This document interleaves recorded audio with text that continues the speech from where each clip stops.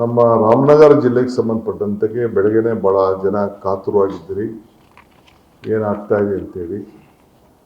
So ನಾವೆಲ್ಲ rules regulations act ಎಲ್ಲ ತೆಗೆದು ನೋಡಿದ್ದೇವೆ, ಏನು ಬೇಕೋ ಅಮೆಂಡ್ಮೆಂಟ್ಸ್ಗಳೆಲ್ಲ ಆಗಿತ್ತು. ಸೊ ಇವತ್ತಿಂದ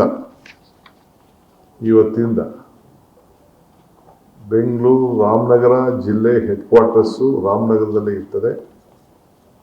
ಮೂಲ ಅದು ಬೆಂಗಳೂರು ಜಿಲ್ಲೆ ಆಗಿತ್ತು. ಇವತ್ತು ಕ್ಯಾಬಿನೆಟ್ನಲ್ಲಿ ಅದು ಬೆಂಗಳೂರು ದಕ್ಷಿಣ ಜಿಲ್ಲೆ ಅಂತ ಹೇಳಿ ಇವತ್ತು ಕ್ಯಾಬಿನೆಟ್ನಲ್ಲಿ ತೀರ್ಮಾನ ಆಗಿದೆ.